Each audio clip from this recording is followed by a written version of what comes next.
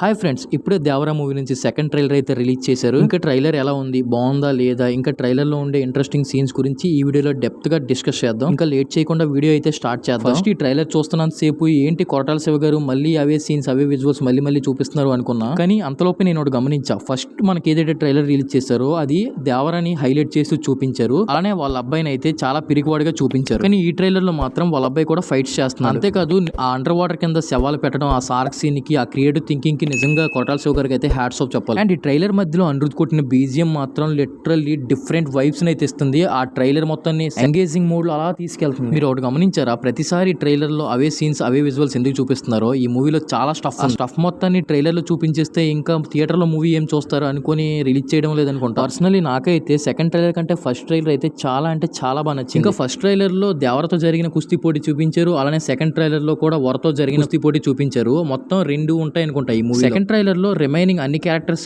చూపిస్తారు అనుకున్నా, కాకపోతే వర క్యారెక్టర్ ని అలా చూపించారు. దీన్ని బట్టి ఈ మూవీని తారక్ అన్న వన్ మ్యాన్ షోలో అయితే నడిపిస్తాడని అర్థమవుతుంది. ఈ మూవీలో చాలా హై మూమెంట్స్ ఉన్నాయి, కాకపోతే వీళ్ళు అన్నిటిని రివీల్ చేయలేదు. ఇంకా సెకండ్ ట్రైలర్ చూసాక ఈ మూవీ చాలా ఎమోషనల్ గా ఉంటుంది అనిపిస్తుంది. నిజంగా విఎఫ్ఎక్స్, గ్రాఫిక్స్, విజువల్స్ పరంగా మూవీ టీం ఎంత కష్టపడ్డారో కళ్ళకు కట్టినట్టు కనిపిస్తుంది. ఈ ట్రైలర్ లో ఉండే సీన్స్ చూస్తుంటేనే అర్థమవుతుంది. అలానే ఈ వీడియోని లైక్ చేసి కొత్త వాళ్ళు అయితే మన ఛానల్ అయితే సబ్స్క్రైబ్ చేసుకోండి మరెన్నో ఇలాంటి మూవీ అప్డేట్స్ కోసం. మీరు లైక్స్ చేయడం వల్ల ఈ వీడియో మరి కొంతమందికి రీచ్ అవుతుంది. అండ్ మరి మీకు ఈ దేవరా మూవీ సెకండ్ ట్రైలర్ ఎలా అనిపించిందో కూడా కామెంట్ చేయండి.